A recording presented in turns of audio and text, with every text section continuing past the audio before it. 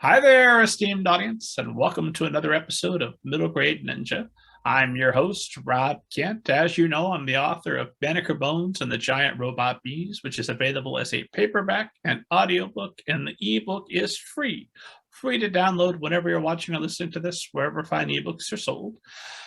This week is the first of two Halloween episodes. We're going to be talking about small town monsters and all manner of scary things this week. And next week, we're going to have the Speed City Sisters in Crime back to talk about their new Halloween anthology, Trick or Treat. So it's all Halloween all the time for at least the next 2 weeks here at Middle Grade Ninja. And for that reason, I should let you know that under the super secret pen name Robert Kent, I've written some horror novels, and that might come in handy this time of year. You can check out All Together Now, a Zombie Story. 3 guesses what that one's about. Or The Book of David, which is a 5-volume serial horror novel, which is basically my version of The Shining, involving a lot of religion, flying saucers, small town antics, and a little Indiana town. Good stuff. And you can get the first of those 5 volumes, The Book of David, Chapter 1 by Robert Kent, is a paperback, or guess what? The ebook is also free to download whenever you're watching or listening to this, wherever fine ebooks are sold. So there you go. I've just hooked you up with 2 free ebooks. That should cover you till the next episode. As always, for more information about me, more information for what's going on with the show, and interviews with thousands of agents, editors, authors, all the world's best people, head to middlegradeninja.com. Diana Rodriguez Wallach, thank you so much for waiting through that unusually long introduction. I appreciate your patience. How are you this evening? I am very good. Thank you for having me tonight. I am thrilled to have you here. I heard you speak at StokerCon this year, and immediately got me excited about Small Town Monsters. I knew that was a book that I had to put on my radar. So if you would, I never summarize anybody else's biography or anyone else's book. Why would I make you sit through either of those things when you're right here? So if you would give the esteemed audience an overview of your background, and we'll go from there. Sure. So my name is Diana Rodriguez Wallach. I am a young adult author. Small Town Monsters just came out in September, so it's about 1 month old, which is very exciting. And it is my first young adult horror novel. I've previously published 6 other young adult novels. The first 3 were YA contemporary romances. They called it Chica Lit. They came out in way back in 2008 and 2009. So I've been at this a long time. And then I followed those up with a couple of kids. And after that, I published another trilogy called the Anastasia Phoenix Trilogy, that is young adult spy thrillers that take place all throughout Europe. And the first book in that, Proof of Lies, came out in 2017, and it was a finalist for the International Thriller Awards, which was very exciting. And then Small Town Monsters just came out through Random House. So it's my first book with the Big 5, which is very exciting. So I've got all kinds of questions for you, but obviously the place to start is I had read that a Salem, Massachusetts psychic predicted that you would go on to write children's books one day. What was that experience? Yes. So I have listened to millions of authors and read millions of blogs where writers claim that they knew they were going to be an author when they were 2 years old, and their mom published their first book when they were in preschool. And that was not my experience whatsoever. I was good at writing. I was always good at writing, and I was a journalism major in college. To me, it seemed like a very practical way to apply your writing skills to a 9-to-5 job where you would get paid. Not much, but still at least get paid. And I ended up going into journalism. I went to school in Boston University, and then I moved to New York City. I had 7 unpaid internships in college. So I was like prepared for this first job. I get there, I'm getting paid fairly decently for a reporter at that time. And then I didn't like it. So it's like, here I had all this experience, the whole degree, everything. When I get down to the job, I didn't like it. And at first I thought I didn't like what I was writing about. At the time, I was working for a hotel magazine. So I thought maybe I just didn't like writing about hotels or real estate. But then I just started to have this feeling that there was something else I was supposed to be doing with my life, and I hadn't figured it out yet. I was young at the time, right out of college, and they call it the quarter life crisis. So I was trying to figure out, what is this something else? But I knew I was going to need a big push to leave journalism. I'm a very practical person. It was all that I knew. And I got a very big push. 9/11 happened, and I lived 5 blocks from ground zero on September 11th. I was a year out of college. So if you're ever going to get a push to change your life, there is none bigger than that. And I had this really dark thought at the time over and over, because I was living on Wall Street, taking the Wall Street subway, and then getting out at work, which is One Penn Plaza, which is the skyscraper above Penn Station. So I was being evacuated all the time, constantly living in this 9/11 world. And I had this dark thought of how many people went to work that day and hated their jobs. And I was too young to resign myself to that. So I was determined to figure out what it was I was going to be doing, but I didn't know what that was going to be. But I did end up quitting that first job. So I was super excited. I got a different job as a reporter. I quit my first job, and my now husband and I take this vacation around New England. We go up to Salem, Massachusetts, right around this time of year. It was in October, right around Halloween. I'd never been there before, and I'd never seen a psychic before. And I wanted to give it a shot, so I go in, I sit down, and I'd seen all those 2020 specials where they sneakily record your wallet, and they're listening to your conversations in the lobby. So I was purposely being super cagey and making sure they had nothing to go on. So I sit down, and she's like, "What do you want to know about?" And I said, "My career." And she goes, "Okay, well, you're a writer." And I was impressed, because that's not a very common profession. And I said, "Yes, I'm a writer." She asked, "Well, what do you write about?" And I didn't think I was supposed to tell her, because she was a psychic, so she should know what I write about.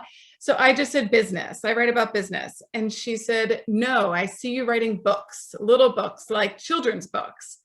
And I had absolutely never considered writing a book before in my life. But then, eventually my husband and I, are planning our wedding. We moved back to Philadelphia, where we grew up.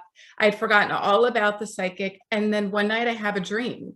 Wake up. It was around the time I was planning my wedding. So you're having all these really vivid dreams about forgetting your dress and no one shows up. And then I had this dream that I was a young adult author, and I dreamt the entire concept of a series of books based on my experience in middle school being bullied. And I tell my husband, and he said, "Well, don't you remember that psychic?" And I had completely forgotten about it, but I was raised Catholic. So I was like, it's a sign. So I decided I'm going to come back from my honeymoon and write a novel. And that's how I started it. I just sat down with no ambition other than just to see if I could do it. I wrote for a living every day. I wonder if I just sat down and tried to write a book by the seat of my pants, what would happen? I do. I get to the end of it, and I'm like, it's not bad. So I literally Googled how to publish a book and went to Borders, which existed at the time, bought a guide to literary agents, which was like a paper book, and started the process of trying to publish my first novel. Good for you for writing the book first. If you start with how to publish, you might never write the book. Well, I had once met a girl at a cocktail party who had told me she had written a novel. And she hadn't published it, but I was just so impressed by the fact that she had done it, that she had written a book. So I just wanted to see if I could do it. And honestly, I didn't tell anybody I was trying to write a book until after I got an agent. I didn't even tell my parents. So the only person who knew I was even giving this a shot was my husband. It was just sort of like this pipe dream I was doing on the side after work, and really never expected to amount to anything. And now I'm here. Were you a big reader as a young person? Yes. So when I did end up getting an agent, and I called my parents for the first time and I said, "Hey, I wrote a book," their reaction was probably like any other parents. Like if I were to tell them I wanted to be like a Broadway actor or something, they were like, "Oh, that's great." Like that forced smile in their voice, because it seemed so unrealistic.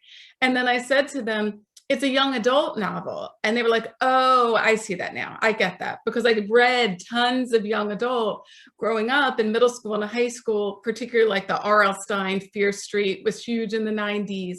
All the Christopher Pike books, I devoured all of those.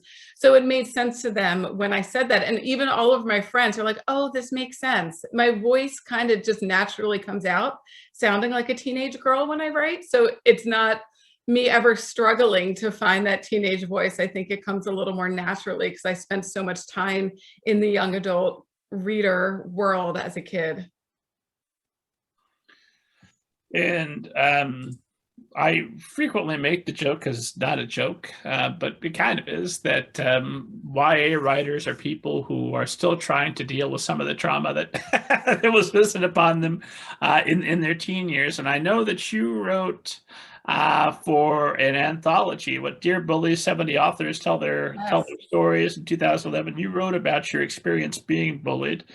So that's available in a piece called Strangers on a Street. Well, let me think how I want to phrase this question, but more or less the gist of it is I want to know, is that something that continues to haunt you as you write for young adult, or have you been able to divorce yourself from that? Or did things get better for you past middle school and okay, I have plenty of positive YA experiences now to draw on? So that essay that you reference is or was the basis for that first novel I ever wrote, which was never published. It did land me my first agent, but that book never published, but it was based on that middle school experience. It was my, like, what do they call it? Nom de plume, where you're just thinly veiling your your life in fiction. So that experience definitely stuck with me. And I think because I had a difficult time in middle school and struggled in high school. So 90s was very grunge, very dirty hair and flannel and all of that. And it's not who I authentically am. I was very into the music to some extent. I went to Lollapalooza and all of that. But I felt like I spent a good time of high school trying to pretend I was something that I wasn't. And now as an author, I can tap into those emotions pretty easily because I remember what that felt like, and I can lend those experiences authentically to my characters. I think if you were super happy and you look back at high school as being your peak and your golden years, I don't know, it might be hard to pull material from that if it was the happiest time of your life. So I think having an angsty, my so-called life kind of teenage experience does help me in my writing. How do you keep your, as you get older, you're a mother now, and you get further and further from teen you, how do you keep teen you still fresh in your mind so you can draw on her when you need her? Well, now my daughter is 10, so I'm sort of getting a teenager coming up the back end. So I'm getting a refresher course on what it feels like to be insecure and angsty and worried about what your friends think of you. So I kind of live and breathe it every day, but from the parental angle. I joke that it's every parent's curse when they say, I hope you have a kid just like you. Because now I'm watching my daughter go through the exact same experiences. So I do get to tap into those emotions fairly regularly. And I also enjoy young adult literature. I enjoy young adult movies and TV shows. So naturally, I consume a lot of that art and keep myself in that headspace. Well, now that you're publishing and promoting your own novels, what are your reading habits? I usually have a couple of books going at once. So I just discovered Audible around the new year, and I'm loving that. So I usually have one audiobook going, and I try to pick the absolute longest one I can find because you only get like one free Audible book a month that you can pick any book. So I pick the ones that are at least like 20 hours long, so I know it'll make it through the whole month. And I have one of those going, which is what I listen to like in the car or while I'm getting ready or making dinner. And then I read mostly on my Kindle at night before I go to bed. And I do consume a lot of horror and young adults. In the Audible, I'll do anything, mostly adult, but in Kindle, it's mostly, YA and horror, just to keep myself fresh on what's been done before and what tropes are overdone and what I do and don't like that's going on in the genre. And then if I'm reading a hardback book, it's usually something that's older and classic from like a used bookstore, like an old Stephen King that's like this thick, sitting on my lap. And I'll sometimes reference that during the day, like when I'm stuck and just need a little inspiration. Stephen King, great wrist strengtheners, those old Stephen King hardbacks. You can't read that on the treadmill. Like you need a stand to put the stand on. You can, you just don't need any weights with it. Yes. Yep. I can't remember. I remember when it was my first adult novel, and it was a secret from my parents, and I had it in the bottom of my backpack, and that was just the heaviest, biggest book to try to hide. I know. When I was reading that, I just reread it recently. My kids saw it and they were like, what is it? Like, is it the phone book? Like they actually didn't know what a phone book was. They thought it was like an encyclopedia, like a dictionary. They couldn't fathom what this ginormous thing of pages was. And it was just a normal novel that somebody just wrote one story that was this big. Yeah. What's your favorite Stephen King novel? That's a tough one. I do love It. I was a big fan of It, but there is a scene at the end of It that I'm not a fan of, that changes my perception. That's not in any of the movies. I don't know if it's a spoiler, but there is a scene where, the kids are having a sexual experience and they are 12-year-old children. And I was not prepared for that scene. And I thought the depiction of it was just a little yikes to me. But other than that, if you take that chapter out, I loved that book. I think the eeriness of Derry, Maine is such an inspiration. I think all of the characters in The Stand kind of blow me away. How you could have that many different characters and that many different personalities. And as a reader, I was able to keep them all straight. And that's something that's very difficult to do when you have a lot of characters. I find that I've read other books that had multiple characters where it wasn't just 2 or 3, but we're talking, half a dozen or more, where I really did forget, who was this again? Oh, wait, is that his sister? Is that his brother? And you can't remember how they connect. And I felt The Stand managed to really do that and keep those voices distinctive. So as a writer, I see some of his works as just a really good masterclass on how to do some of the best horror and how to weave together some of these really difficult techniques. And you had, you'd written your romance books, you'd written spy thrillers, and now we're finally getting to the horror. Had you always wanted to write horror and it just hadn't been the right time, or have you been saving this for a special occasion? Why horror? Why now? So as a kid, like as a middle schooler and a high schooler, that's what I've read. Looking back, all the Fear Streets and the Christopher Pikes all tread the line of being either paranormal thriller or paranormal horror, whatever you want to call it. That's what interested me. I also watched a lot of horror movies as a middle schooler. All the Freddy Krueger movies were the big ones when I was growing up. I was in that generation. Scream, I loved all of those. I think I started with contemporary because it seemed easier. My first books I wrote as a pantser by the seat of my pants with just a concept. And because the dream was about my middle school experience, I tended to stick with that old adage of write what you know. So I literally wrote about my own teenage life. Amore and Summer Secrets, my first book, is about a girl who's half Polish and half Puerto Rican growing up in the Philadelphia suburbs, and then goes back to Utuado, Puerto Rico, which is the town my dad is literally from. So a lot of that pulls from my own life. When my family read that book, they saw themselves on those pages. I think as I grew as a writer, I felt more confident in branching out and away from my own life and taking more risks creatively. The spy thrillers were a little based on, I do love those. I loved Alias. I loved Jason Bourne. I loved all of those spy shows. And in college, I had a professor who was the former deputy director of disinformation for Czechoslovakia during the Cold War. And his job was, this was before Trump existed as a political figure, before disinformation was a word that everybody knew. So he had this specialty where he had to convince the world that the Nazis were still up to no good. So everyone would be looking over here and not paying attention to what the Communist Party, his party, was actually doing. And he was very good at his job. And then Russia invaded the country and he fled to America and ended up teaching at Boston University, teaching reporters how to tell when they are being fed false information. And I remembered that story when I had this idea of like, wouldn't it be cool to write this thriller set all over Europe about spies?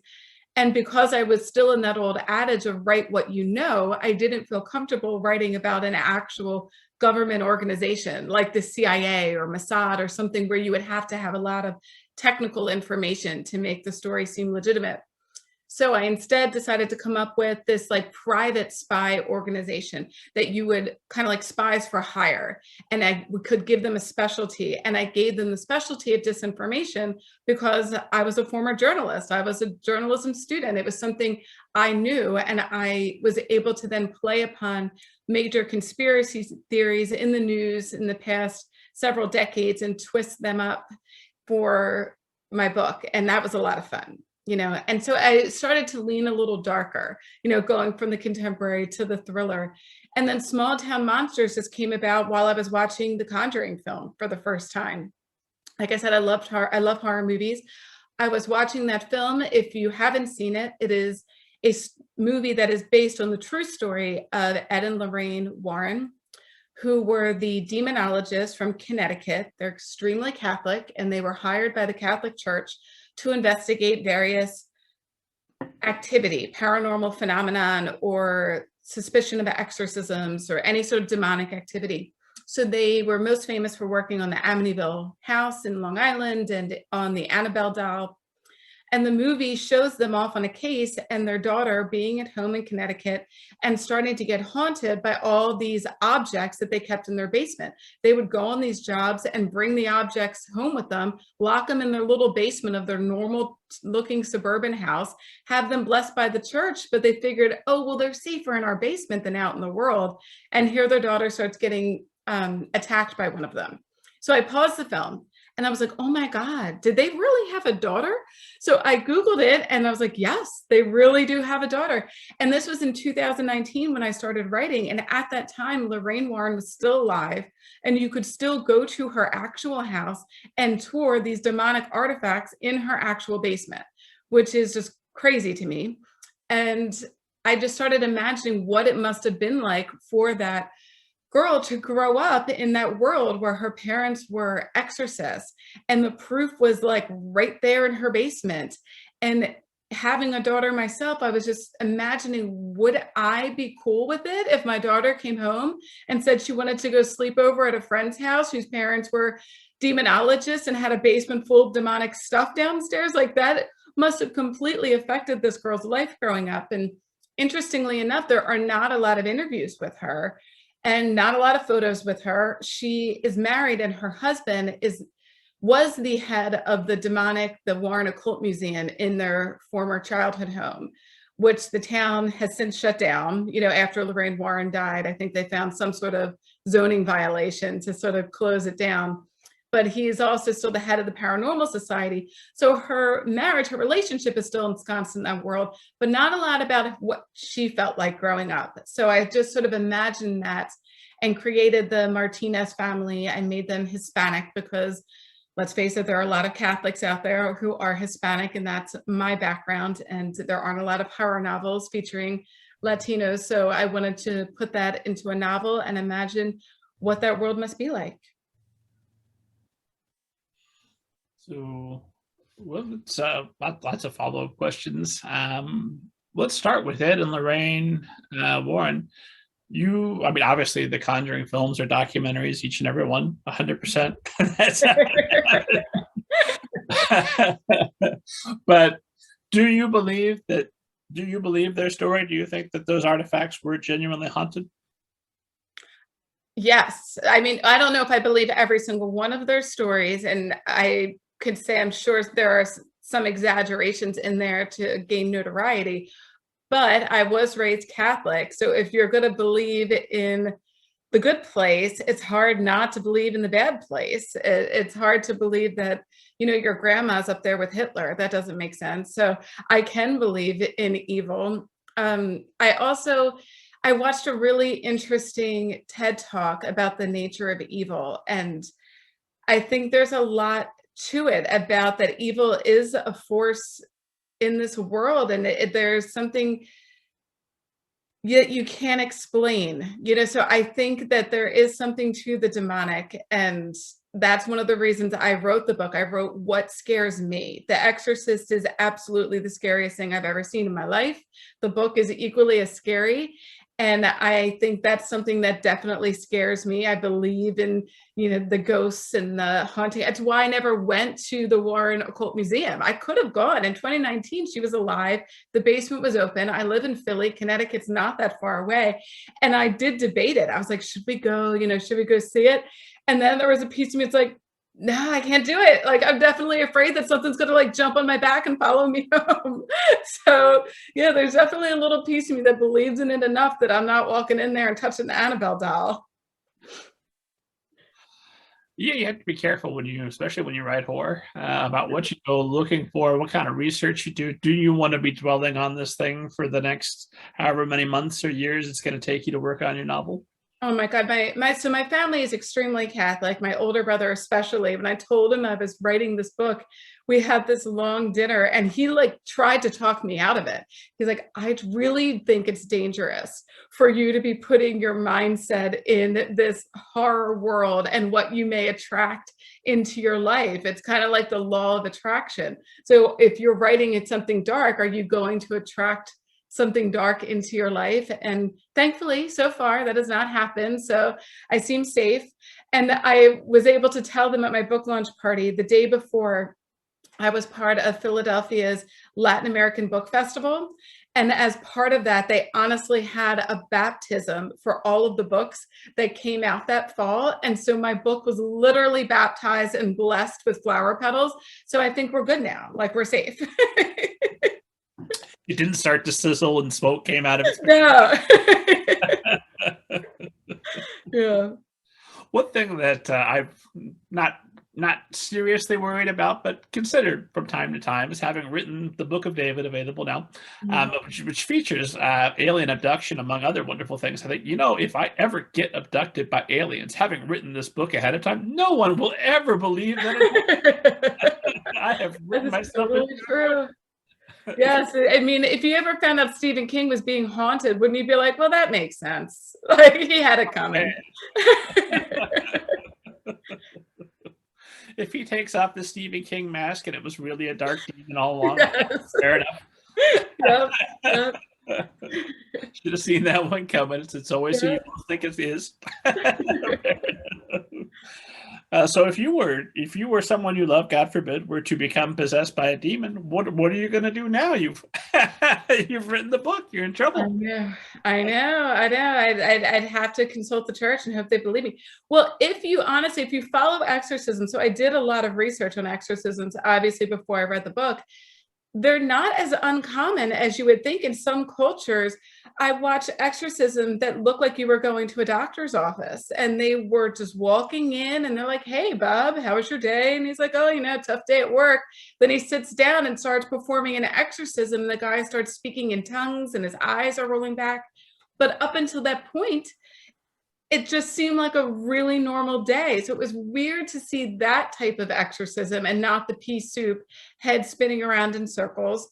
I also learned that in 2015, a Catholic cardinal performed an exorcism on the entire country of Mexico because he was just convinced that with all the drugs and the murders and the danger that was happening in the country, that the whole country needed an exorcism, and a cardinal, not some like rogue priest, performed an exorcism. So it's not as uncommon as you would think. I think it's more common in Latin America because there are a lot of Catholics in Latin America, and I think it's surprisingly common in the US more than you might think. Oh, and there might also be just the demons like the nicer weather. It's warm. Attracted to the heat. Yeah, doesn't feel at home. So, well, I've got all kinds of questions for you about possession and all that fun stuff, but probably where we should start is if, as I promised, I will not summarize your book. So what does esteemed audience need to know about Small Town Monsters, which is available right now, and they could be adding it to their cart as they're listening to us? Yes, so as I said, the book started as just imagining what it would have been like to be the daughter of demonologists. And I gave that to a Latin American family because, as many of you know, there are not a lot of Latin American horror novels or even not a lot of Latinx children's books. So I'm hoping to add a little representation to the genre. And the story features two characters, Vera and Max, who are growing up in a town called Roaring Creek, Connecticut, that has seen its fair share of tragedy. Vera is the daughter of the demonologist, and Max believes that there's something very wrong happening with his mother. And as he tries to seek out Vera's help while her parents are away on business, they start to realize that it may not just be his mother, and it may be something that's spreading through the entire town. And there is a heavy cult aspect in the book. In 2019, when I was writing it, NXIVM was really big, which is the cult that was sort of like a self-help group out of Albany, New York, that turned out to have a really dark underbelly where they were abusing women sexually and otherwise. And that was very much in my brain. It was also the run-up to the election, which was a pretty dark year. So I had a lot of time thinking about groupthink during that time and how we were all on separate camps and absolutely convinced and believing what we believed and couldn't hear a word from the other side. Even if some of the things that people were believing were crazy conspiracy theories, they were locked into those beliefs. And I added some of those cult aspects to the novel as Vera and Max realize that what's happening to his mom is really much bigger than they ever thought. NXIVM broke my heart just because Allison Mack was my dream woman from Smallville. Although I have always thought the conflict of Smallville was Clark's an idiot. He wants to get with Lana the whole time, and Allison Mack, Chloe Sullivan, is right there. And I thought, well, eventually they'll reveal she's Lois Lane, and all my dreams will come true. And spoiler alert, that's not what happened. So that was she was the villain of NXIVM. See, I was not a huge Smallville person. I'm not a huge superhero person. So I was more shocked when I watched the documentaries of how many faces, I did recognize her face, but how many other faces I recognized in like the wedding scenes from various TV shows I had seen. And I mean, if you just think of Scientology, I mean, Scientology has so many celebrities in it, and how easy it can be to get wrapped up in that. When I was in college, I went to school in Boston. Boston is a huge college town. There's about 100 universities in the city limits. So there's all these 20-somethings walking around. One day I'm walking through Kenmore Square right by Fenway Park, and this kid who looks like a skater in the 90s, you know, with the big baggy shorts and the dirty hair, stops me and he's like, hey, you know, what are you doing tonight? You want to come hang out? And it was a pretty common thing, you know, when you're a college student to be stopped and invited to a party. And he's like, yeah, you know, this group of friends and I are getting together and we do this cool thing. We have this personality test and it's really awesome. You can learn all about yourself. It's so fun. You'll meet some really cool people. Do you want to go? And I'm like, well, you know, I was smart enough as a young woman to, you know stranger danger and not just go with some random guy to his house. So of course I said no. I go back to the dorms and I found out that one of my friends did go with one of these guys. And it turned out it was Scientology. She shows up there and it was the first meeting to induct her into Scientology. And it was so easy to see how you could take that first step when all you were seeking was to hang out with a bunch of cool people and they seemed really nice and you're taking a Cosmo quiz, you know, it's fun. You love those, don't you? And here you are at your first cult meeting. Well, with something like, I don't know, Heaven's Gate or Waco, the Waco, Texas group, right? The Branch Davidians. It's like, yeah, well, fair enough. They're out in the middle of nowhere. There's not a whole lot going on. If the cable gets shut down, what else are you going to do with your time? Yeah. But when you're talking about, Allison Mack and other celebrities, people who supposedly have it all on the ball, like, didn't you just come from some ridiculous Hollywood party? Why do you also need a cult? It's like, nope, I guess it's just susceptibility at all levels of society. Yeah, and honestly, I listened to a lot of the actual NXIVM audio of their, I don't know what to say, sermons. I'm not sure of the videos of Keith Raniere speaking to his members and giving advice. I also listened to a lot of the Jonestown sermons, and Jim Jones, who was the Drink the Kool-Aid guy from the 70s. And we talked about evil and whether evil exists. When you listen to Keith Raniere of NXIVM, you could just hear a narcissist and somebody who believed that he was God, honestly, and every word he said just deserved to be followed. Whereas with Jonestown, there's an actual audio on YouTube, and I caution, this is like a trigger. Don't go looking for it if you don't want to hear it, of the actual moment where he is telling his 2,000 plus followers to drink the Kool-Aid. And it is the actual audio of them choosing to do it. And you can hear the crowd just getting quieter and quieter as they're slowly dying. And there are children in the crowd, there's crying, there's screaming. And his voice in this audio is the closest I've ever heard to true evil in the world. I mean, that listening to his voice convinces you that evil is a force. It's not just a person. Like, that is the closest you will ever hear to the devil, is coming out of this man's voice as he's convincing these people to kill themselves. And before 9/11, they said it was the single biggest incidence of mass death of Americans in history on one day. And that was Jonestown. And he convinced these people who initially joined a church in California and thought that they were going to do charity work, and he was healing the sick and could make people walk again. And for some reason, they followed him to those jungles and followed him until they drank poison, knowing they were drinking poison. And it is just really, really disturbing. It will convince you that evil exists. It's one thing, of course, when a cult is, it's a specific organized group, and you get in and it's a questionnaire, and then slowly but surely, you're a frog in the pot. You don't realize the water is boiling until it's the command, hey, drink the Kool-Aid. I know they had run Kool-Aid drinking drills for a year or two beforehand, where that was eventually going to be the plan, so that when it actually was the plan, there were some who thought, well, this is just another drill. But that's one thing. But now that, we've seen what happens with Facebook, and getting back to disinformation, I've got relatives that I consider to be in a death cult because they won't get vaccinated. They won't get masked. They're reading QAnon nonsense, some of it disseminated through their church.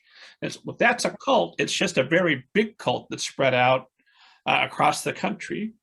Is that still a cult, or what is that? And how much of that horrifying thing that, you've been living in the same world I have for the past however many years where this has been happening, how much of that fed into Small Town Monsters?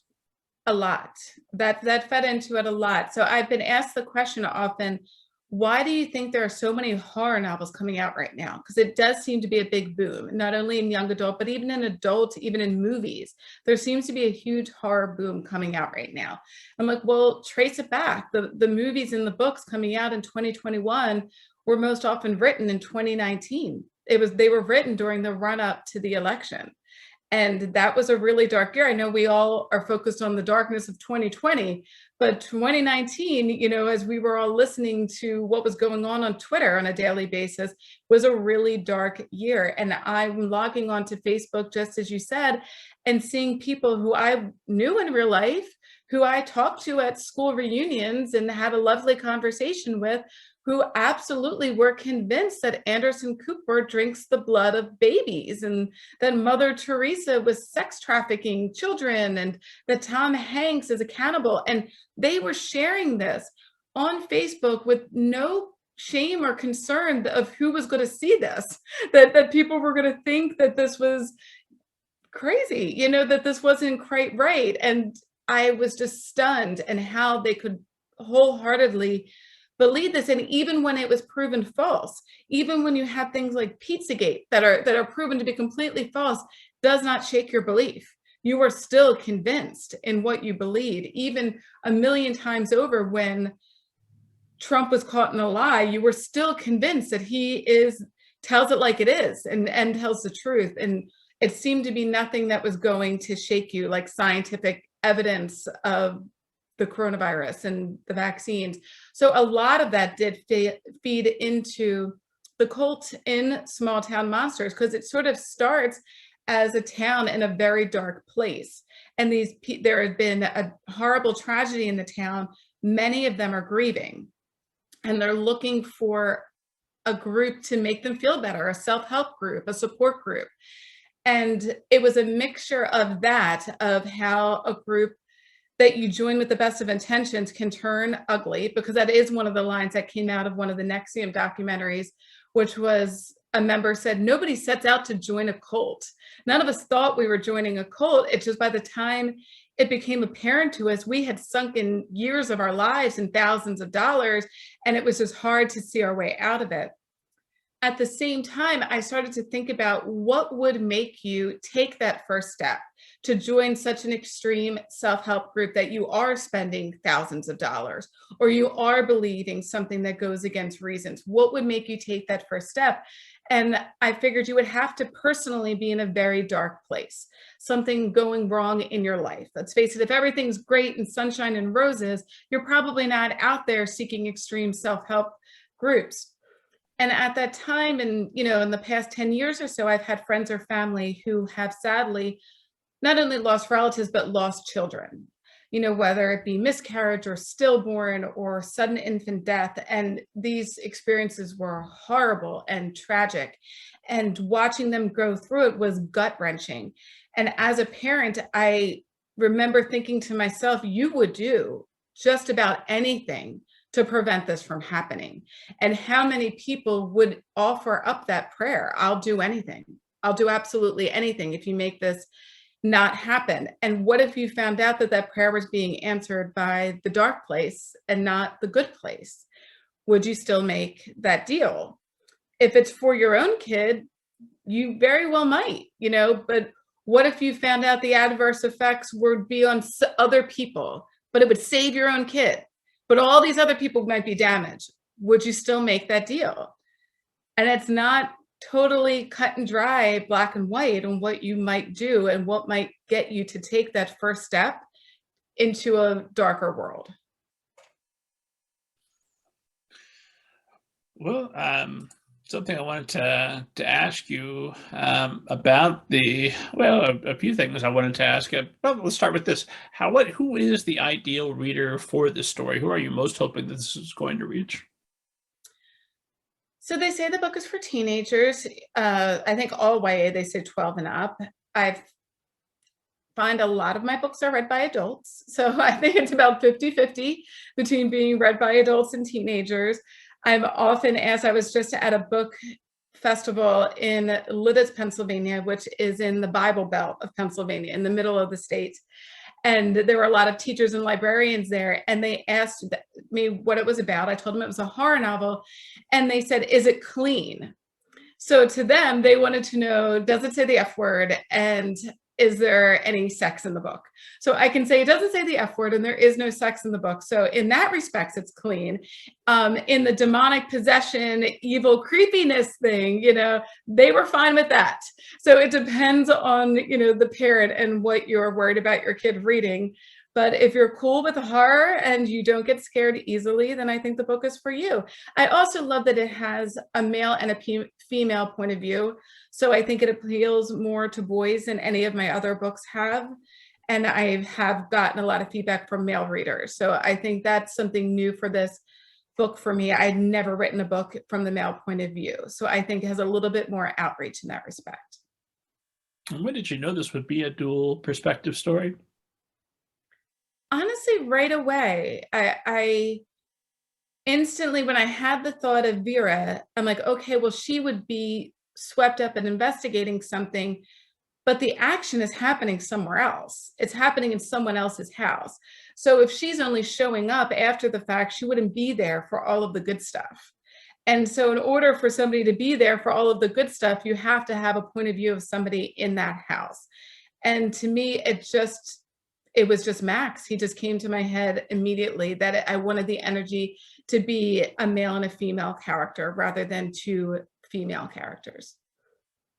When you sit down with an idea like this, how much do you have the whole thing? Do you have some sort of vague outline? What do you start with when you get going? So normally I start with the premise. I'm a plotter.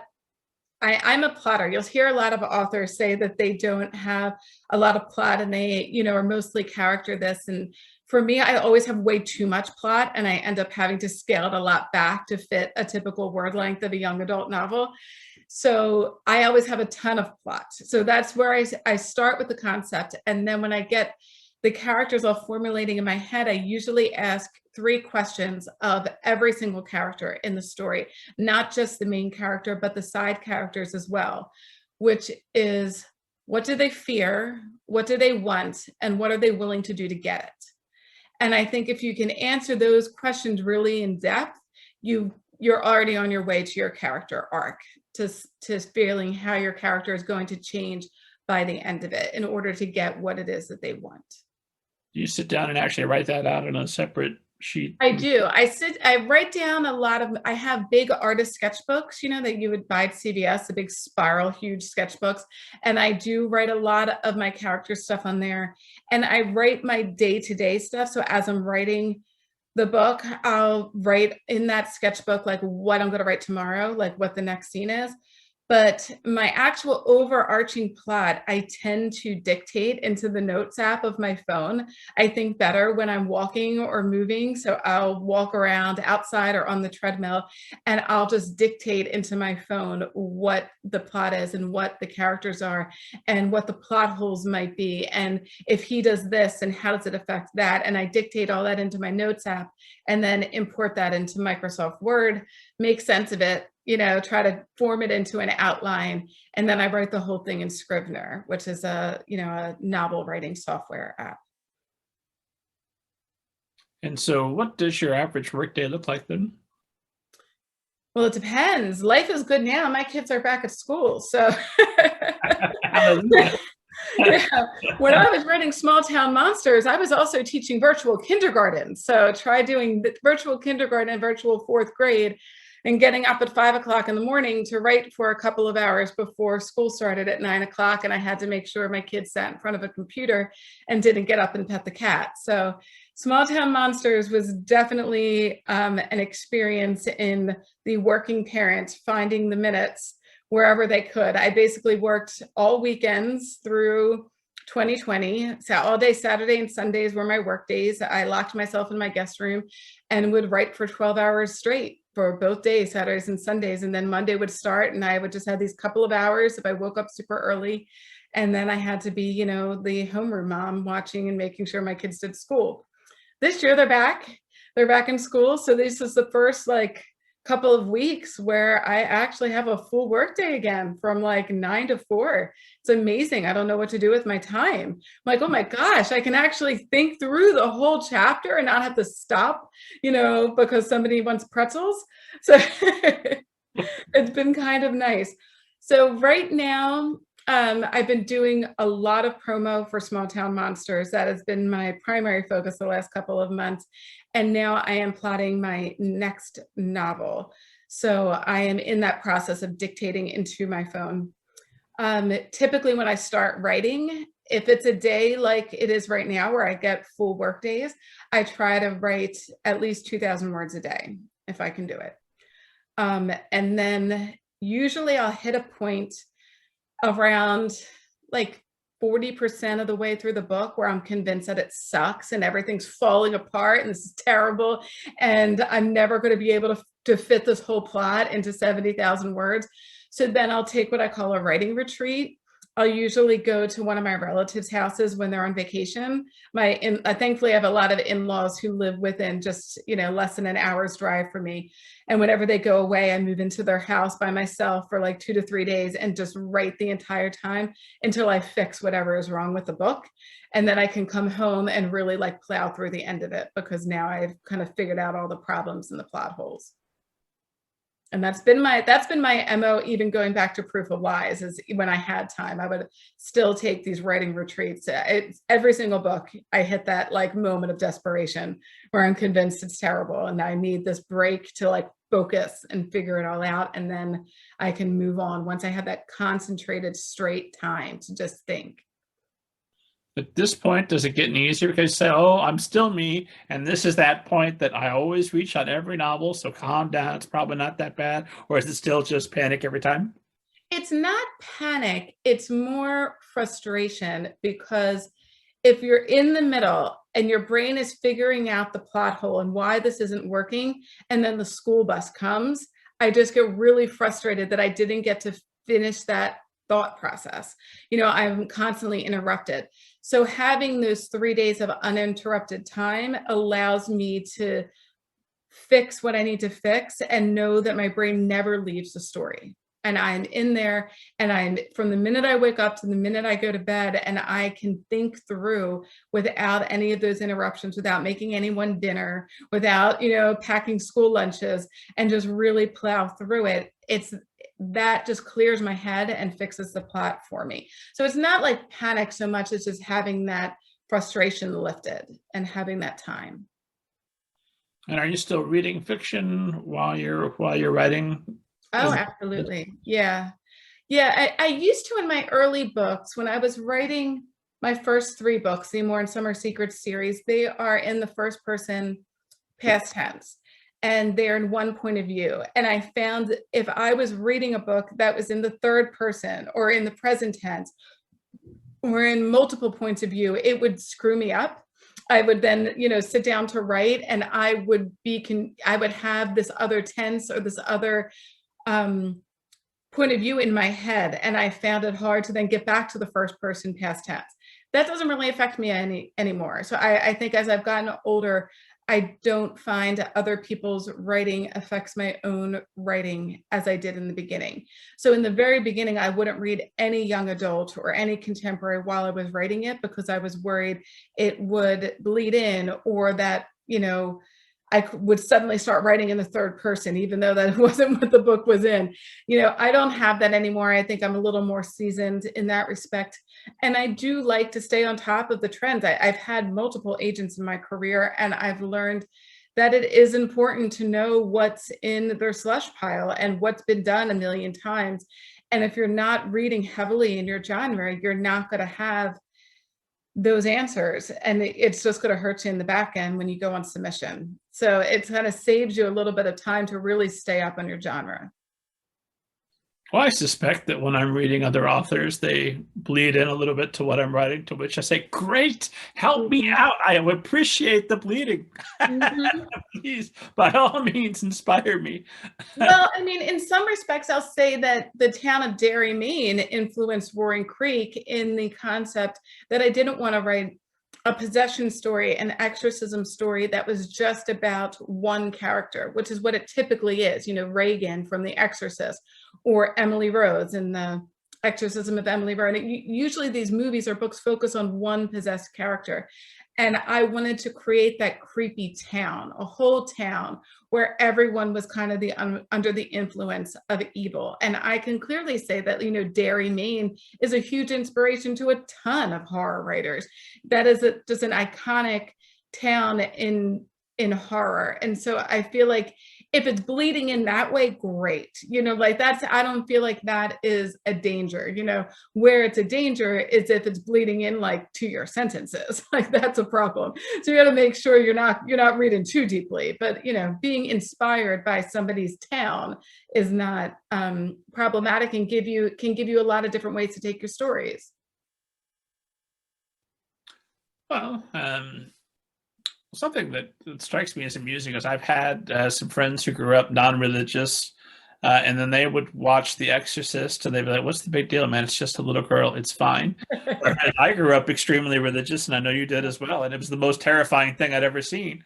Oh, absolutely. And so people ask me, is it scary? And I always say, well, it depends on how Catholic you grew up, or it depends, on what you believe. Like if you believe in ghosts, if you believe in the demonic, if you believe that that spiritual thing exists, if evil exists, and you're going to be scared by it.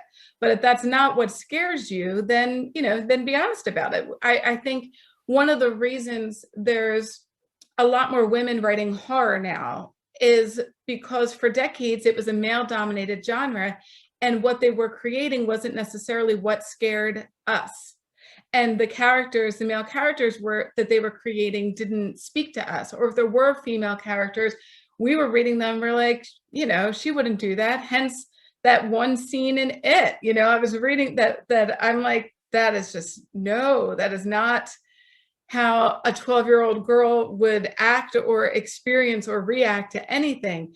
So I feel like women are kind of stepping up now and writing what scares them, and it's a little bit different than what's been done before.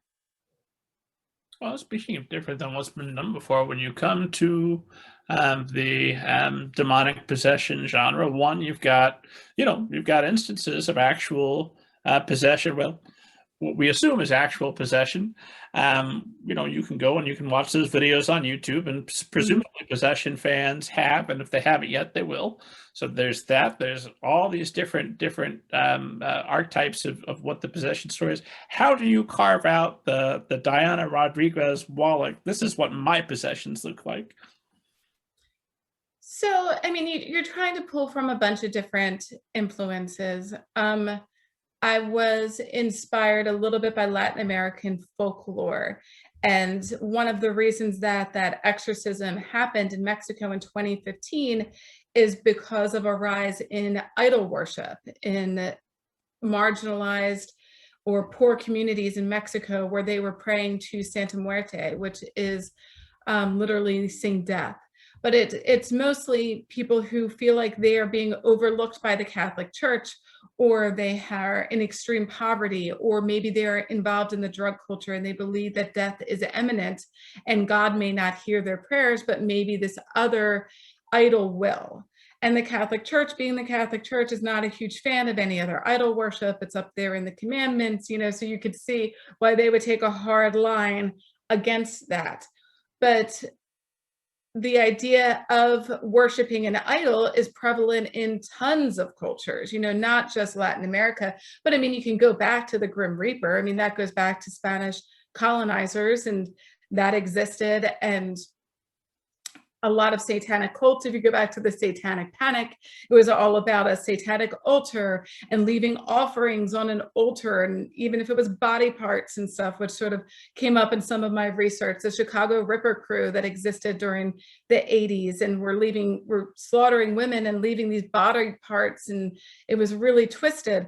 So the idea of praying to an idol, praying on an altar, and leaving offerings and expecting your prayers to be answered was sort of where I took my demonic story. You have this cult, you start in a good place, you start as just a self-help group, and by the time you're good and brainwashed, they're like, what if you just leave a few, let me show you this other thing that will really change your life and really kick it up to the next level. It's just this little statue, just leave it a few offerings and it'll answer your prayers. And if you're in a dark place, maybe you'd give it a shot.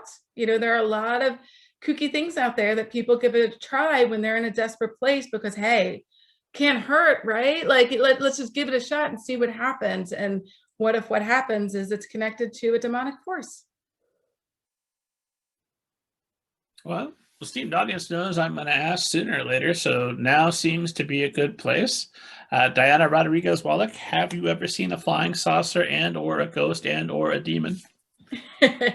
So I have tons of ghost stories. So I have not seen a flying saucer, and I hope I have not seen a demon.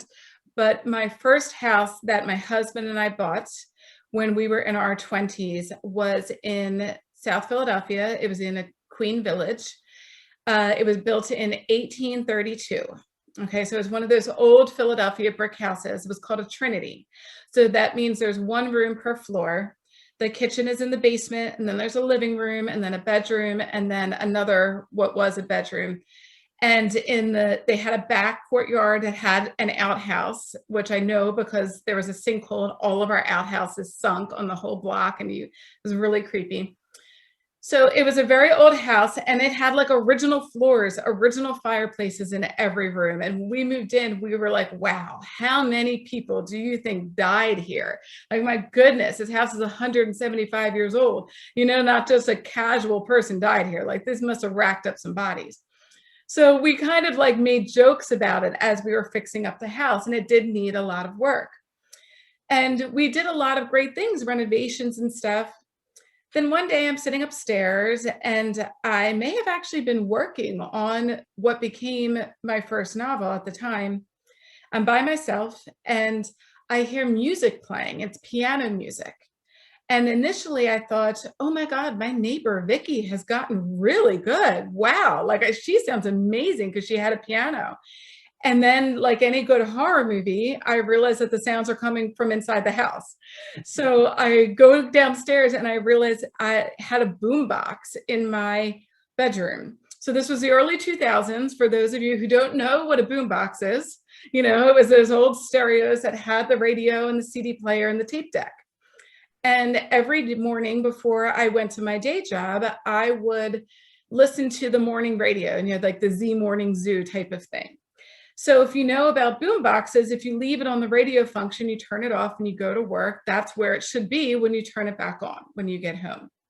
So out of nowhere, when I'm sitting in this house by myself, the radio had turned itself on, had switched to the CD function, and had started playing. And it started playing a CD that I had in there. It was only a 1-disc CD player, and it was classical piano music because I was picking out these ceremony songs for our upcoming wedding. So Bach's Air on a G String starts playing.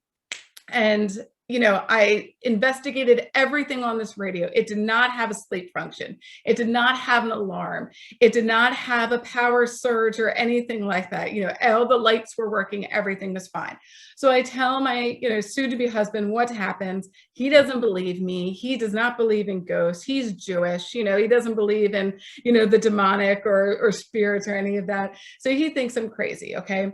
So then I start coming home from work, and randomly, certain days, not every day, but certain days, the radio would be on, and it would have been switched to the CD function, and the CD had clearly played while I was at work, even though when I had left that day, I had been listening to the radio and turned it off.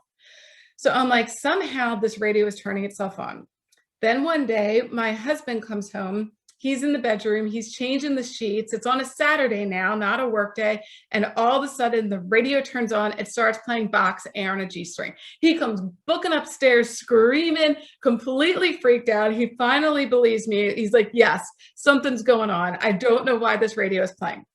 So I tell one of my friends who's all into like the spiritual new wave type of stuff. She's like, ghosts just want to be acknowledged. You know, they just want you to talk to them. So I'm like, okay. So first I have to tell you, we actually tested out our theory. We took out the piano music and we put in Bon Jovi's Living on a Prayer. And we left it in there for several weeks. And not once did the radio play. Not once did I come home from work and find that the radio was on or the CD had played. Okay. So I come back. We were like, let's do it another try. We put the piano music back in. Instantly, it starts happening all over again. So I decide to take my friend's advice. I walk into my house after work when my husband's not there to hear me do this and embarrass me. And I literally start talking to the ghosts in my living room. And I'm like, hey, how's it going? You know, I just want to thank you for having us here in your house. I know you guys have probably been here a long time. And it's clear that you love piano music. You know, it probably was the music that you listened to when you lived here. If you could just play the CD only on Mondays through Fridays from 9 to 5 when I'm at work, that's totally fine. But if you could not play the CD, you know, while I'm at home, I would appreciate it because it really freaks me out. So I say that it never happened again. I would come home from work, I would find that the CD had played, but it never turned on again when my husband and I were in the house to experience it or witness it turn on. So it absolutely worked. Also, when I lived in that same house, it is the only time in my life that I ever sleepwalked. So never before, never since had I ever been a sleepwalker. These trinities, like I said, are one room per floor, and they are cavernous spiral staircases with the little triangular steps that your foot barely fits on top of. So you can trip up these stairs on a good day completely sober, okay? And I would wake up and find myself on the top floor of my house, sitting back straight on my sofa, and I'd wake up and like just like my hands folded on my lap and I was sitting there. I'd walk downstairs to my bedroom and I would see that my sheets had been peeled back in a perfect triangle. They're not rumpled, they're not tossed to the floor. Doesn't look like I threw them off. It looked like somebody, like your mom, just peeled them back and guided you out of bed. And this happened several times when I was living in the house. Has never happened to me since. And let's see, I woke up once also in this house where I felt like somebody was sitting on my chest and my eyes were open. And I remember having this thought, like, my eyes are open. I am awake, but I cannot move. I absolutely could not move. And I'm looking around and it felt like there was just somebody full out sitting on my chest. I couldn't move. I couldn't speak. I'm blinking. And all of a sudden, you know, after a few moments, it goes away. Whatever it was got off my chest and I could breathe again. And I told my family what happened. And my sister had recently gotten married. Her husband is Thai. He's from Thailand. And they have a strong belief in spirits there. And he knew exactly what I was talking about and knew about it so much, like he has a word for it in his language to describe the experience of a ghost sitting on your chest. He's like, oh, absolutely. There was definitely a ghost sitting on your chest. He's like, that happens all the time in Thailand. And so that happened to me there. And I Googled it. I mean, I know there are certain things called like sleep paralysis, but in those instances, the person is in a dream state. Like they're seeing a dream world around them. They see spiders crawling up the walls or something. That was not the case. I was awake. And when the sensation lifted off my chest, I was still awake. It wasn't like I had the experience of just suddenly waking up. And then I think the last thing that happened frequently in that house was I dreamt frequently of my grandparents who had passed away. And it wasn't just like that I dreamt of them. I dreamt of them as they looked when they were very young, when I did not know them. And I had not seen a lot of pictures of them looking like that. And they were just holding conversations with me. They knew I was getting married. They wanted to congratulate me. They wanted to apologize for missing my bridal shower and just talk to me about my life. And it was very surreal. And it happened frequently, so much. I remember telling my mom it. The creepiest one was my grandmother, who had lived with me all through my life growing up from 4th grade on, came to me in one dream and told me she knew how I was going to die.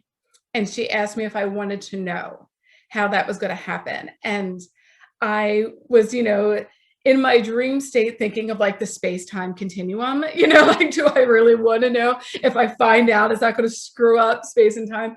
And I said I wanted to know. Instantly, the dream changed and I was in my childhood bedroom and somebody was trying to break into my house. And I knew who the person was in my dream. It was an attacker that I knew. I run upstairs to call 911 and I can't get through. And I hear the person come in, I lock the door and I lie really loudly into the phone saying, oh, I hear the sirens coming. I hear you coming. I hear the police. And when the person on the other side of the door hears this, he leaves. And so I woke up and I wrote the dream down. I'm like, man, if someone ever breaks into my house and I can't get through to 911, like this is how I'm going to save my life. And the dream completely freaked me out. And to this day, since I have left that house, I have never dreamt of my grandparents since. So I feel like something was going on in that house, that there was a thinner veil between me and the other world. And all of these experiences, were legit. They were some sort of existence that something else is out there. And it was definitely in this old haunted house.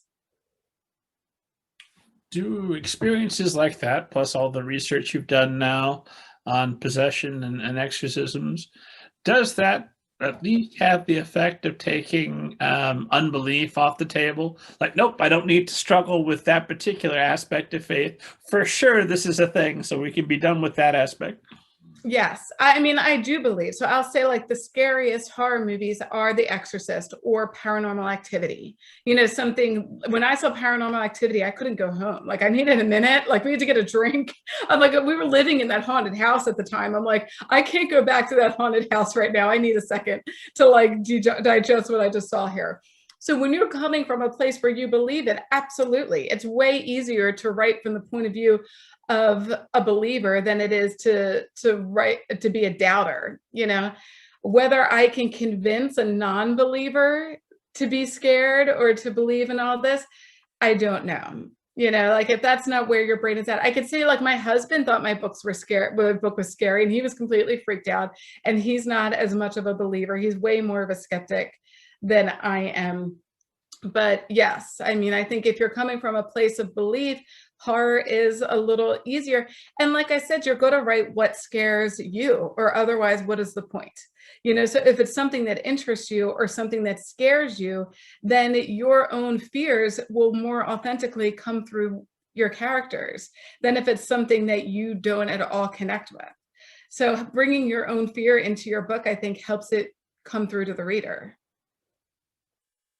The nice thing about horror novels, there's many nice things about horror novels. They're so wonderful. But what makes a horror novel a little bit unique among the many mediums you can experience horror is that if I'm watching a movie or playing a video game or watching The Conjuring, the moment the CGI is a little bit rough, which it is in a few spots, I'm like, oh, I don't believe this anymore. Yeah. Or that's, I can see why you might think that's scary, Resident Evil, but I don't think it's scary. Whereas with a novel, I have to participate with you. I have to build part of that world or in my head, or it doesn't work. And so in my head, I'm also bringing all that weird stuff that happened to me from childhood, all that memories, and I'm helping you build something that is uniquely terrifying to me. Mm-hmm. Which is just something, an observation I just love about horror fiction. You have to participate. Absolutely. But to me, I feel like there's a little bit of an occupational hazard as a consumer of horror now. I'm now more easily scared by TV shows and movies because that is not what I do. So I'm not watching the movie and thinking, oh, that's an interesting camera angle. I wonder how they pulled off that, you know, edit effect or something. Like I'm not caught up in the minutia. Whereas when I'm reading a horror novel now, I'm like, oh, that's a really interesting sentence. Or, wow, I love how they set the mood in the scene. Look at the sensory detail here. This really has me going. You know, so I'm sort of looking at the mechanics of the book and I'm a little into work mode. Like I can never just read a book now. I'm constantly looking at the sentences and critiquing it, whether I want to or not.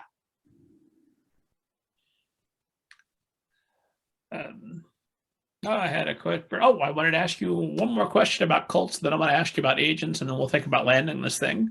Mm-hmm. But I wanted to ask you now that a fair portion of the country seems to be in some version of a death cult. They just do. What do you think? How do we get out of this thing? What do you foresee happening to get our friends and family back into rational land?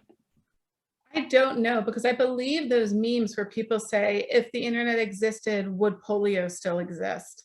And I think there is some truth to that, you know, that the misinformation was spreading when all these other vaccines were invented.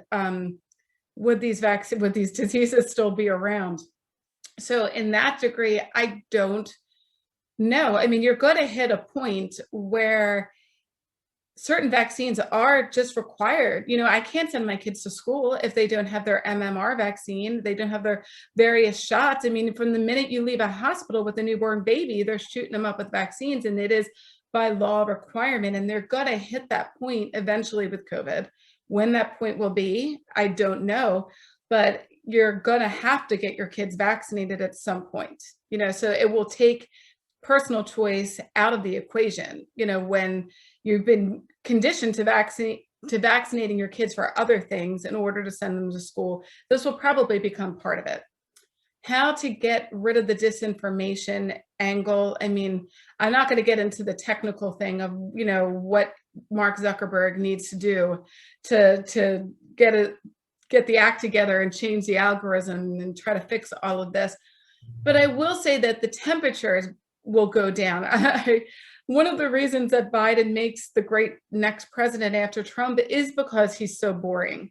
You know, like you need a couple of really boring presidents in a row to get the temperature down in this country, whichever side, Democrat or Republican, you know, to just bring the temperature down to normalcy a little bit. So that I think is what will stop the cold. I mean, and the other thing is taking this one particular actor out of the equation. So whatever happens legally with certain political people, you know, could have a lot of effect on what others believe. But I think, yeah, I think just really making politics boring again. Forget making America great again. Let's make politics boring again. Let's get to a point where nobody watches CNN. None of us were watching CNN before unless we were in an airport. So like, let's get to that point where like we're not consuming as much media as we were before. And I think that will change some of our relatives who are trapped in this disinformation mindset. I hope so. I would really like to live in that world. Yes. Although one of my favorite running jokes between my wife and I this year has been, you know what the president tweeted today? No, me either. Isn't it great? We have no idea. Yes, I don't like, I went all through those 4 years, I would literally wake up, roll over, grab my phone and check what was trending on Twitter because it was constantly the end of the world. Like it wasn't even what was ending the world yesterday. It was an entirely new set of just crazy circumstances on Twitter. And it was every single day. And now for the past year, I don't do that anymore. I don't wake up and grab my phone and check to see what's trending on Twitter unless it's book Twitter. So that has been a nice change for my own sanity. And I hope if we continue on this vein for a lot longer, we might see politics get just as boring as we all know it should be. That would be wonderful. I hope it happens. Yeah. Let's talk briefly about agents and film options, and then we'll call it a night here. But I know that your agent, Lane Haymont, sold the book during a pandemic, and you were able to meet her during PitMad. So how does that work? So I've had many agents. I'm very open about this because I sometimes feel like there is a heavy veil in the publishing world and people don't really understand how hard it is or what goes on behind the scenes. So I have had 4 agents, okay? And I want to be open about that experience because I think a lot of struggling writers out there may believe that, you know, I just get this agent and I have accomplished my goal and it's all over and it's all going to be sunshine and roses and everything's great. And hopefully it will be sunshine and roses, but it doesn't mean that one agent is the one that's going to stick with you for your whole career. Maybe it will. And like there are authors who had that experience and that's lovely for them. But I also know plenty of authors who have 3 or 4 agents like myself. So for me, I signed with my first agent. I had queried for only 2 weeks. I got super duper lucky. I got an agent at a big New York City agency and she tried to sell 2 books for me and was unable to sell them. So Amore and Summer Secrets is actually the 3rd book I ever wrote, but the first one to sell to a publisher. And that sold to Kensington in the 3-book deal. So I was super excited and I really liked her.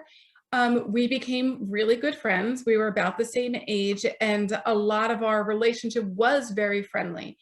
But ultimately, she ended up leaving agenting and I had to go out and find my second agent. And that agent I found through personal connections. At this point, I had written 3 books. So I was able to get some referrals. I only queried, I think, 5 people and one of them offered representation. I worked with that agent for about 2 years. She was trying to sell Proof of Lies, which she wasn't able to sell at the time. That was the first book in my spy thriller trilogy. So we parted ways after this book didn't sell. And, I had come up with some other ideas that weren't gelling with her. So then I had kids and I kind of took a break for a while. I had been writing Proof of Lies for about 7 years all told. I think I started it when I was with my first agent. She had tried to pitch it unsuccessfully. Then my second agent tried to sell it. Then I take a break when I have kids. I decide I want to get back into writing. And I'm like, I'm going to try to write this book again. Like, I'm going to try to write Anastasia Phoenix. That's the main character's name. I'm going to try to write it again. I mean, I think even my husband thought I was crazy. My mom probably thought I was crazy, but I really believed in the story. And I needed to find another agent, but I was kind of jaded at this point. I had, been through the ringer. I only queried one agent. She had been my first agent's assistant. She was her intern. And now she was an agent in her own right. She remembered what became Proof of Lies, and she took me on to try to sell this book, even knowing its very lengthy history of agents and rejection. She took it on. We revised it together, and she did end up selling it. So she sold it to Entangled in a 3-book deal. So these books came out in 2017, 18, and 19. But in 2019, when the run up to the last book, which is called End of the Lie, was happening, I started thinking about like, what's going to be next? What's coming after Anastasia Phoenix? So I started pitching her different ideas, and she didn't like any of them. I thought maybe I'd go back to contemporary romance. Nope, she didn't like that idea. And then I, pitched a thriller idea. She didn't like that. So then I came up with the idea of what became Small Town Monsters. I watched The Conjuring. I had that experience. I dreamed up Vera. I wrote about 30 pages, and she still wasn't feeling it. And so at that point, you hit this point where you and the agent are just not gelling creatively anymore. And I felt like I was writing for an audience of one. And she saw it too, and we ended up splitting ways.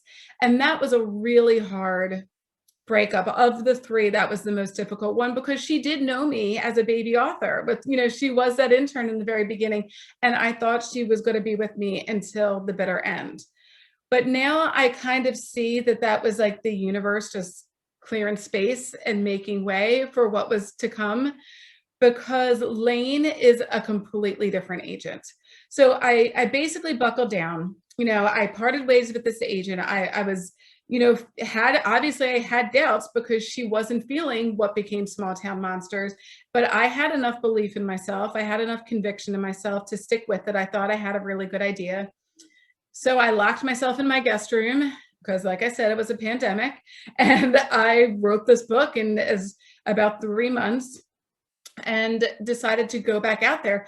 And this time around, I did not go to any connections. I did not go to other authors. I decided to really target this search based on authors who represented horror, and authors who I really respected, and authors who I thought were going to take my career to the next level. So both of my previous trilogies have been published by independent presses, and they were great, and they got me published, and they were distributed through Barnes & Noble, and it was a great experience. But I wanted to get to the big 5. I felt like I did my dues. I'd put in those 6 books, and I wanted to see if the grass was greener. I wanted to get to the next level. And I had never sold any sub rights to any of those 6 books, not film rights, not foreign rights, nothing. I didn't even have an audiobook of any of those. So I started querying, and it was probably in the summer when things are a little bit slower. Maybe I send out about a dozen queries, and then I log on and I see that Pit Mad is happening, which, if you don't know, Pit Mad stands for Pitch Madness. It's actually an offshoot of author Brenda Drake's Pitch Wars, which is a really great program for an author who may be looking for a mentor. It's a little hard to get into, but you basically, pitch your book and submission, and published authors will take you on as a mentee and hopefully clean your book up and get it ready to go out there and query. Pit Mad is not limited to just those who participated in Pitch Wars. Anybody can log on to Twitter and participate. So I hadn't known it was coming. I just logged on to Twitter and saw it happening, and I thought, might as well give it a shot, So I'm like, I'll throw it. I threw together a tweet, and the first tweet. Authors throwing their phones down as they're listening to you say that. I know. Well, see what happens. So I put the first tweet up. I totally screwed it up because I didn't know I was supposed to put all those other hashtags in it. Like, I only put hashtag PitMad. I didn't know I was supposed to put like hashtag YA, hashtag Latinx, hashtag horror. So the first one I didn't get like any feedback on. And then I sent a second one. And even still, I think I only got 4 likes. So that's 4 agents who liked it. Of those 4, Lane Heyman, he was one of them. All 4 requested the full manuscript. 2 offered representation. So Lane was not the first offer. So I got an offer before him, and she was pretty quick. So she'd only had the book for a couple of weeks. So then I, went out to everybody and told them I had this offer. Lane read pretty quickly after that. So you basically give agents 2 weeks to read your book, which is not a very big window. So they have to be interested, pretty heavily interested. Lane came back and he offered as well. And then the other 2, both were seriously interested. They just said they didn't have the time to read it in the 2 weeks. And if I gave them more time, they might consider it. And at that point, I had looked up Lane, and I knew enough about him that I thought I was leaning that way. And I had 2 phone calls with both of the agents who were interested. And it was interesting. One was just like my first agent. She would have been my best friend. I talked to her for like an hour. Our kids are the same age. She lives in the same town where my husband went to college. I mean, we could have gone and gotten a play date on Saturday and drank a glass of wine. Everything was great. We just socialized. She was Puerto Rican. I mean, we just really connected as like, you could be my best friend. I get on the phone with Lane, and he's a completely different agent. He was super business, and he sold me on my book. Like, he was fired up. He's like, I see this as a movie. I see this as going to these agents. He had a whole pitch and a whole sales experience that I had never had before. Like, this was someone who really looked at the business in a different way and really pumped me up. And he believed that this book was going to do this and this and this. I'm going to do this for you. And it was a whole different energy. And I was like, I'm on my 4th agent. I don't want to do that Oprah thing where you keep dating the same man in a different pair of pants. And I felt like I had the same agent over and over again, these women who I loved and were my best friends and who brought my career to the same place. And I felt like Lane was going to do something different, and he did. I signed with him. He is the agent who helped me do the film option for Proof of Lies. So Proof of Lies has been optioned by a producer. It's out there in the world trying to become hopefully a TV show. And he not only sold Small Town Monsters in a pandemic, but his approach to the sales process was totally different. He not only went out on submission to editors, he actually pitched this to film agents. So for the first time ever, a film agent wanted to represent me. So my other agents had only pitched it to maybe one film agent that happened to work with their agency. If that person said no, that was it. That it never went any farther than that. So he got me an agent at Gotham, which is a big management, book to film firm in LA. She took it on even though it didn't have a publisher. Okay. But she told me during the phone call, look, I really can't pitch this until it gets a publisher. So this is a pandemic. This sucker is just sitting on people's desks. Nobody's reading anything. And I found that in particular, editors were not jumping to read horror in the middle of a pandemic. Like, they wanted to read happy, contemporary, rom-coms, they wanted something uplifting, not something that was going to bring them even darker. So it sat on my editor's desk, who ended up picking it up for 7 months. She had gotten it in the first round of submissions and hadn't looked at it. One of the reasons she looked at it is because the film agent ended up pitching it to a couple of big Hollywood producers who produce horror movies. And one of them was very interested. Elaine went back, told all the editors this, and all of a sudden we start getting responses. So it had been sitting on their desk for 6 months or so. And now that they hear that there's a little Hollywood interest, we got an offer. And I think that, so Lane's whole perspective to the submission process was new to me, and it was creative. And I think it's what needed to be done in a pandemic to get a horror novel read at that time. So the book came out, it sold to a big five, and I got to have my big five experience and see what it's like, which has been a lot of fun. And it is still like seriously out there with Hollywood, so it's being repped by this agent, and I've had a few conversations, with various producers, but nothing has happened, yet. I haven't signed any things yet, but things are moving in a way that is exciting and optimistic and is very different from all of my past publishing experiences. And how has being with the big five at long last differed from being with a smaller press? I mean, the cover process was different. With all of my other books, I had zero say in the title or the cover. So my editors came up with all of them. I mean, with the More and Summer Secrets, I didn't see those covers until they were so done. I couldn't even suggest making my name slightly a different color. Like nothing, they would do nothing. It was done. With Proof of Lies, it was very similar, that they were not letting me in on the process of what the cover was going to look like. And I had met with my editor. She had told me what she had seen, and it is not the cover that came to be. They had initially created all these completely different covers that had a whole different vibe. I ended up finding it mistakenly because it ended up on an Entangled brochure in an early draft. It looked kind of like Miami Vice. It was like white. It had like a boat and like an 80s font. It was totally, totally different.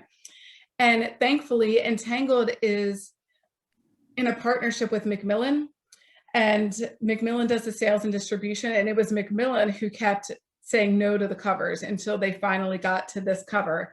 But again, I didn't see it until it was done, until it was completely done. So I was allowed to have no feedback.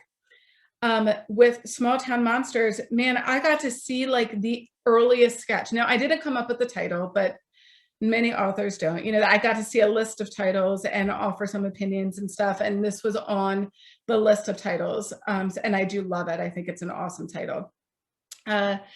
The cover, I mean, I got to see like black and white sketches of it. When I saw the first black and white sketch, I thought that was the finished cover. And I was like, wow, it's cool. I wasn't expecting black and white, but it's great. Like, that's how good the first sketch looked. So like getting to see it like finished and in color was super fun. And we had tons of meetings about it. I mean, the cover designer does the concert posters for the Dave Matthews Band and the Grateful Dead, and like he's an artist in his own right who sells his own artwork and prints. So it was really cool to work with him. And the editorial process was a little bit different. I also had my first audio book, which is super awesome, and I got to pick the narrator for the audio book. Like, they sent me like a whole bunch of different voices of different actors, and I got to pick the one that I thought sounded most like Vera, and that was so fun. So the narrator for my audiobook is the same Latina actress who read Mexican Gothic. And I mean, she just does such a creepy, eerie voice that when I heard her read the first chapter, I'm like now self-conscious to read my own first chapter at like book signings. I'm like, she does it so much better than me. Yeah. So it's been fun. I love it. And I'm glad I hit this point in my career. And like I said, I really do feel like sometimes the universe clears things out to make way for you. They say, you got to dream bigger than sometimes you even dream for yourself. And you need to kind of take that big leap. So in the beginning of my career, it was like 9/11 telling me to stop doing this, go find your passion. And then this time around, maybe it was a pandemic, like telling me, it's time to get to the next level. You're here now. Diana, I've watched our time. It's all gone. What a fantastic Halloween episode. What a privilege. What a pleasure. Thank you so much for making time for me, for making time for esteemed audience. My last question for tonight, although I know you're going to keep publishing, so I hope we'll do this again sometime. Mm-hmm. But for tonight, my final question is always some variation of, if you could go back toward the start of your career, middle of your career, wherever it would have been useful to you, and give yourself some advice that would have made a difference for you and might make a difference for everyone watching or listening to us right now, what would you go back and tell yourself? I mean, if I look back on the biggest struggles that I had in my career, it was usually related to the rejections and being really down on yourself when you get all of those rejections and doubting yourself and being afraid to leave an agent, or when you do part ways with an agent, feeling like this is it, it's over, it's never going to happen for me, like I'm damaged goods, all of that. So if I had known in the beginning that eventually, after 7 years and 3 agents, and I think the total is 70 some rejections from editors, the Proof of Lies would ultimately be published. It would be nominated for a Thriller Award. It would be optioned for film. I don't know if it would have saved me a lot of tears and a lot of stress. I don't know if I would have been able to even believe that was possible at the time. But it wouldn't have happened if I had given up, that's for sure. So there were many moments in my career where I could have easily given up, whether it had been when my first agent left the business and I would have been too scared to go out and find another one. Would it have been after a million rejections? Like I said, I had 2 books that failed to sell in the very beginning of my career. I could have easily given up after that and kept beating a dead horse. And instead I kept writing another book. And like I said, Proof of Lies, when I say I wrote it for 7 years, I rewrote it. I started over for 7 years. So I was not beating a dead horse. It's a drastically different book. I ended up learning from that rejection and being able to accept constructive feedback in a way that I may not have been able to in the beginning of my career. But you have to keep going. You have to keep working on your craft.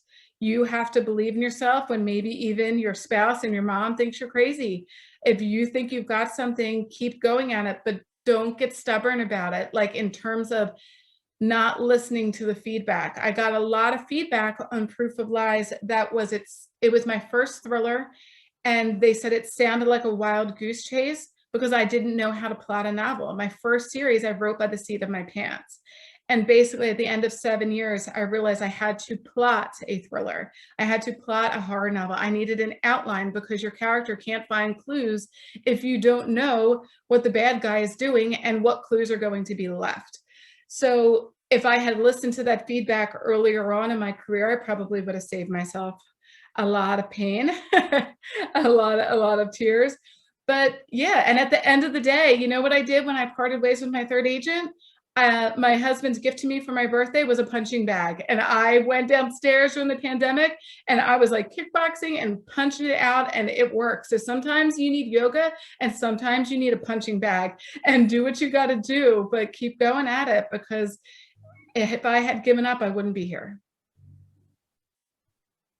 That's the perfect note to end on. Where can esteemed audience find you online, follow you on social media, and all that good stuff? I should have totally pulled out all of my links. I don't have them off the top of my head. Okay, so obviously my website is DianaRodriguezWallach.com. I own all of my domains, so it's even DianaRodriguez.com and DianaWallach.com. So you can find me there, and you'll find my social there. I'm on Twitter. I think I'm Diana R. Wallach on Twitter, and I think on Instagram I am Diana Wallach Author. Okay. But if you don't see me there, you'll find the links on my website. I'm on everything Goodreads. I'm not on TikTok yet because I feel like an old lady when I go on there and it scares me. But I am definitely on Twitter and Goodreads. So please leave me a review if you read the book. And yeah, send me a shout out through my website. As always, esteemed audience, head to middlegradeninja.com for all the world's best interviews with all the world's best people. Download your free copy of the Book of David, Chapter 1 by Robert Kent, just in time for the Halloween season. You know you want a scary tale. After you finish Small Town Monsters, start the Book of David. You're going to have a great time. And as always, God willing and I'm alive, I'll see you next week. Thank you so much for having me. This has been great.